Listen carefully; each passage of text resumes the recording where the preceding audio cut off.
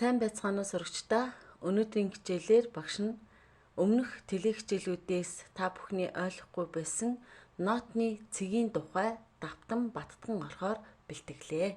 Ингээд хичээлдээ анхаарлаа хандуулна уу. За нотны цэг гэж юу хэлэх вэ? За дэлгэцэн ажиглаараа бүтэн нот бол хоёр ширхэг хагас ноттой тэнцэнэ. Бүтэн нот нь 1 2 и 3 и 4 и буюу 4 тоол хугацаанд тасралтгүй ихшиглэнэ. Хагас нот бол 1 2 и. Дараагийн хагас нот нь дахиад 1 2 и. Өөрөөр хэлбэл хоёр ширхэг хагас нот нэг бүтэн ноттой тэнцдэг.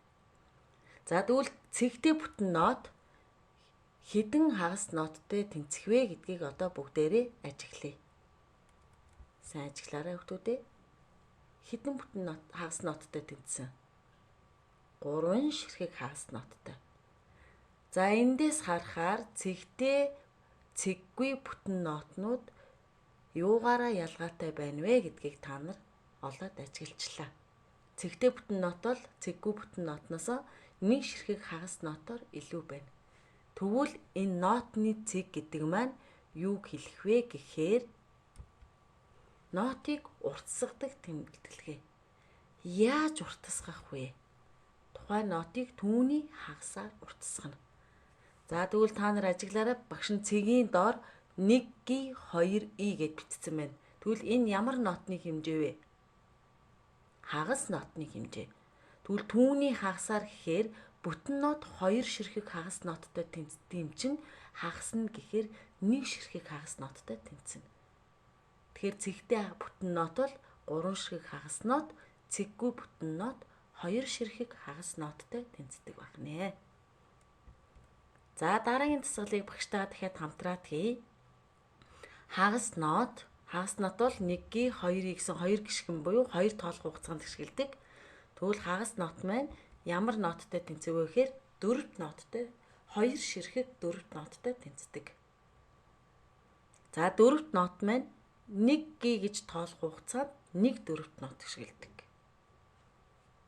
За одоо бүгдээрээ хамтдаа хий. Тэгвэл цэгтэй хагас нот хэдэн ширхэг 4 ноттой тэнцэх вэ?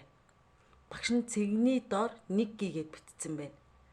Өөрөөр хэлбэл хагас нот чинь 2 ширхэг 4-т цэг чинь түүний хагасаар гэж байгаа юм чинь цэг маань ямар нот байх вэ?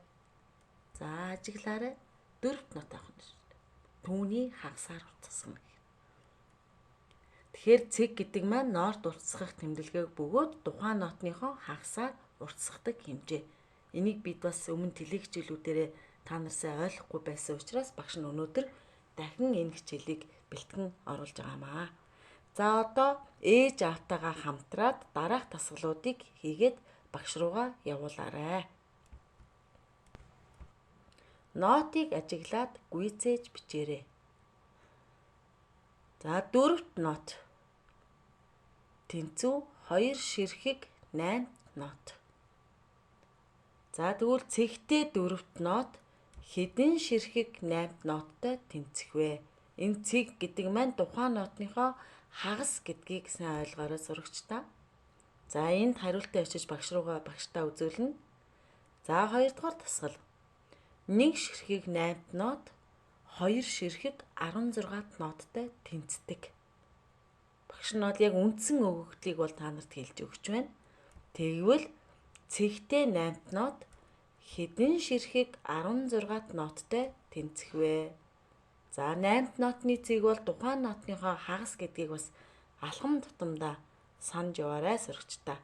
За энэ дасгалыг хийн. За дараагийн дасгал. Нотоо ажиглаад их, бага тэнцүүгийн тэмдгээр жишээрэй. 2 ширхэг 16-т за энэ дөрвөлжин дотор дээрх 3 тэмдгээс аль тохирохыг сонгож бичнэ. 1 ширхэг 8-т. За энэ нотнууд хоорондоо тэнцүү юу эсвэл их үү бага үү гэдгийг хичээлээ харж агаад бичнэ. Дараагийн дасгал бүтэн нот цэгтэй хагас нот эдгээрээс аль тэмдэг тохирох вэ? Бас сонгож чинь. Дараагийн дасгал цэгтэй дөрөвт нот тэмдгээд сонгоно 2 ширхэг 8-т нот. За тэгэхээр нотныхоо цэгийг ойлгосон хүүхэд бол энэ дасгалыг маш амархан хийн. Мөн та нар хэмнэлээ маш амархан тоглож сурна. Ингээд өнөөдрийнхөө хичээлийг багш нь та бүхнийг ойлгосон гэдэгт итгэлтэй байна. Хичээлээ анхааралтай үзсэн сурагчдаа баярлалаа. Дараагийн хичээлээр багш нь хэмнэлийг цэгтэй нотны хэмнэлийг яаж тоглох вэ гэдэг бас сонирхолтой хичээлийг бэлтгэж оруулнаа. Баярлалаа сурагчдаа.